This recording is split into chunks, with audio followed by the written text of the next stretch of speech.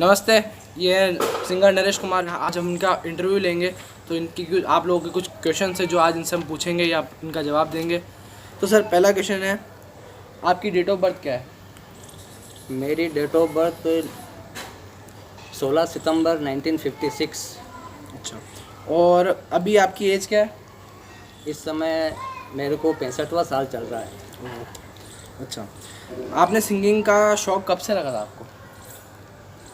मैंने जब से होश संभाला है, मैं 9-10 साल का था, उस ज़माने से ही 1965 के ज़माने से ही मेरे को गाना गाने का शौक़ आया है। और उस ज़माने में मेरी आवाज़ जो है बहुत बारीक थी और मैं लोगों की डिमांड के ऊपर लता मंगेशकर के और इनके गाने गाया करता था।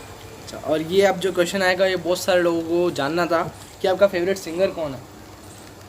मेरा फेवरेट सिंगर कहो आप, या मेरा प्रभु कहो, या मेरा गॉड कहो, मोहम्मद रफ़ी जो है, रफ़ी साहब मेरे फेवरेट सिंगर हैं।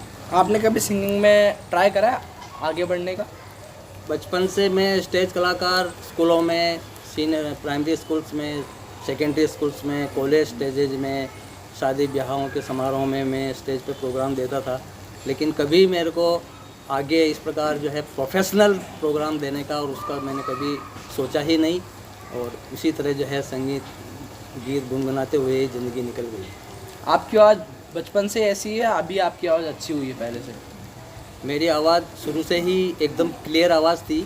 1965 के ज़माने में मैं राजा और उनका गाना, जब मेरी आवाज़ लता मंगेशकर से मिलती जुलती थी, तू कितनी अच्छी है, तू कितनी भोली है, प्यारी प्यारी है। पानी लीजिए।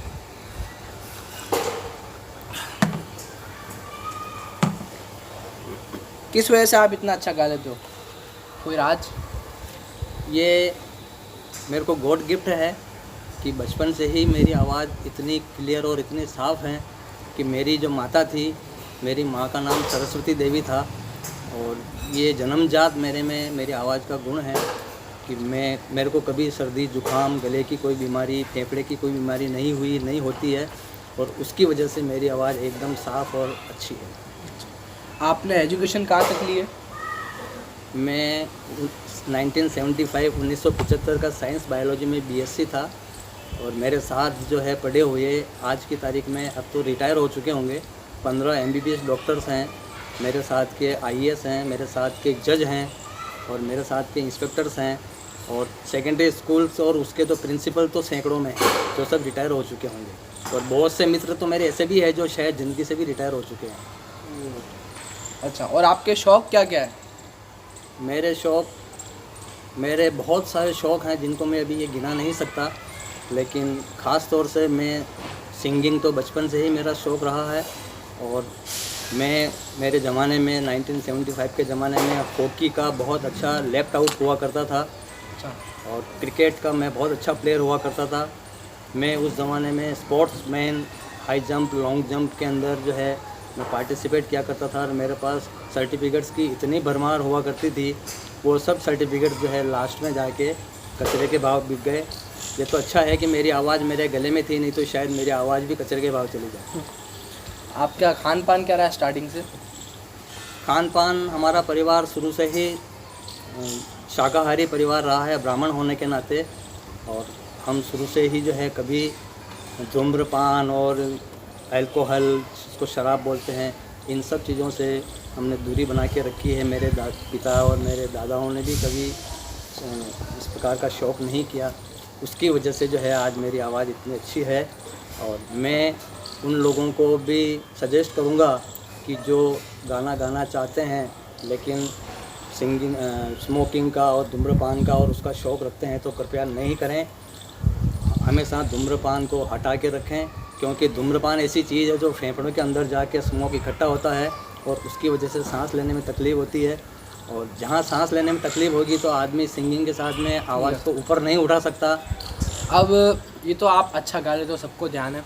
जो दूसरे सिंगर से, जो यूथ है, जो अभी नए नए आए हैं, उनके लिए आप क्या टिप देना चाहेंगे कि वो कैसे इतने अच्छे लेवल में गा सकें? नए सिंगर्स को मैं कहूँगा कि वो रियाज बराबर करते रहें और खान पान के ऊपर पूरा फोकस बना के रखें कि जहाँ तक हो सके शाकाहारी जीवन व्यतीत करें। और धूम्रपान और जो हो नशीली चीज़ों से टोटल परहेज करें, क्योंकि अच्छे सिंगर बनने के लिए फेफड़े अच्छे होना बहुत ज़रूरी है। और जिस आदमी के फेफड़े अगर अच्छे होंगे और स्ट्रॉन्ग होंगे तो वो आदमी 101% जो है अच्छा गा सकता है। आप लोग भी अगर सिंगिंग का शौक़ रखते हैं तो आप लोग ज़रूर जो है सिंगिंग करिए, लेकिन उसके लिए ये है कि अपनी दिनचर्या अच्छी बनाए रखें और रियाज बराबर करते रहें और भगवान के ऊपर भरोसा रख के और कदम आगे बढ़ाएंगे तो ज़रूर सक्सेस ने साथ लेगी। सो ये तो हो गए कुछ क्वेश्चंस। अब हम बहुत सारे लोगों को ये मानना है, जानना है, वो चाहते हैं कि आप एक गाना गाइए लाइव, क्योंकि लोग सोचते हैं कि एक ट्यून के साथ ही एक आर्टिस्ट गा सकता है, बट ऐसा नहीं है। कुछ है जो बिल्कुल बिना ट्यून के भी सेम आवाज़ में गा सकते हैं और इससे असली आवाज़ ध्यान भी पड़ती है। तो आप 1-2 लाइन गाइए कोई गाने की। मैं जो आपको जो भी गीत सुनाऊंगा, यह गीत नॉन फिल्मी गीत है जो मोहम्मद रफ़ी साहब ने गाया था, जो फिल्मों में नहीं लिया गया है। और ये बहुत ही शानदार गाना है जो मैंने मेरे गानों में यूट्यूब में डाला हुआ, लेकिन वो म्यूज़िक के साथ दिया है। और अब मैं आपको बिना म्यूज़िक के प्यार किसी का गाता है ये गाना थोड़ा सा गा के दिखाऊंगा। मैं कब गाता मेरे स्वर में प्यार किसी का गाता है, प्यार किसी का गाता है। याद किसी की जब आती एक नया गीत बन जाता है, प्यार किसी का गाता है।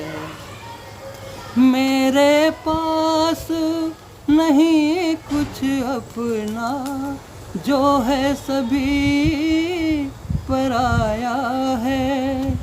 मेरा तन मन मेरा जीवन किसी और की छाया है। मैं तो हूँ एक तार छेड़ कर कोई मुझे बजाता है, प्यार किसी का गाता है।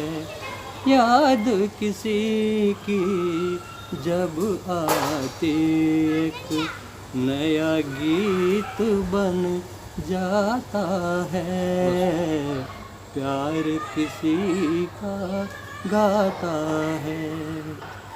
सच्ची में आपकी आवाज़ बहुत अच्छी है। दर्शकों कैसी लगी आपको आवाज़, कमेंट्स में बताओ।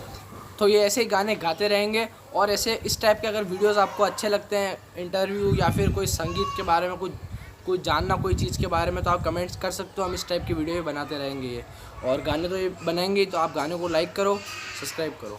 Thank you.